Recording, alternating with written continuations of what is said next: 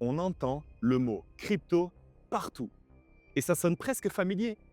Et pourtant, tu gardes ce sujet à distance. Ce décalage a une vraie explication.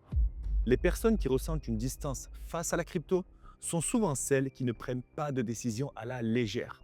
Elles observent, puis elles cherchent à comprendre avant de s'engager. Ce recul est une forme de maturité. Quand les médias parlent de crypto, ils mettent en avant des promesses de gains énormes, des pertes importantes, et ça crée polémique.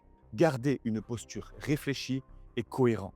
Le malaise montre tout simplement que le sujet compte.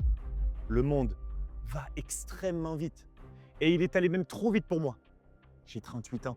J'ai connu la déclaration d'impôt au papier, le rendez-vous bancaire au guichet et la dame au péage pour vous donner le ticket. Puis tout est devenu numérique.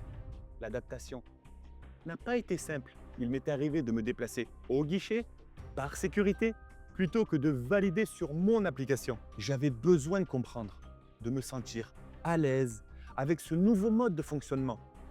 Et ce temps d'adaptation est normal. Chacun avance à son rythme. Et la crypto apparaît dans ce même mouvement d'accélération. La crypto est présentée en permanence sous l'angle du risque. Et ton cerveau finit par l'associer au danger. Quand il est question d'épargne, de stabilité ou d'avenir, la prudence devient naturelle.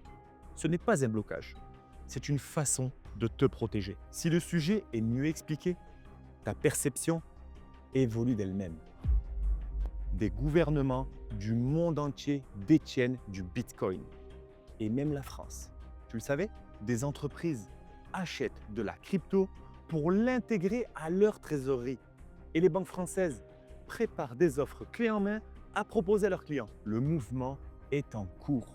Et souvent, le grand public découvre au moment où il arrive dans son application bancaire avec un bouton simple, investir. Et à ce moment-là, tout paraît encadré, avec une belle commission intégrée dans le processus. Rester uniquement dans l'attente ne t'aidera pas forcément.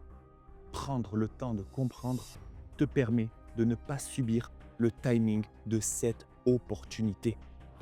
J'ai commencé moi-même avec zéro connaissance.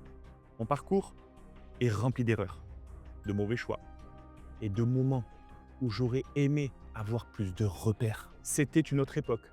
Les outils étaient moins accessibles et l'information moins structurée. Si je devais tout recommencer, je serais plus posé, moins dans l'urgence et plus attentif aux bases. Tu n'es peut-être pas en retard et tu peux être mieux placé que tu ne le crois. Partage-moi ta vision en commentaire. Quelle position tu adoptes face à cette avancée numérique? Et surtout, est-ce que tu as envie d'en profiter? On continue d'avancer étape par étape. À très vite.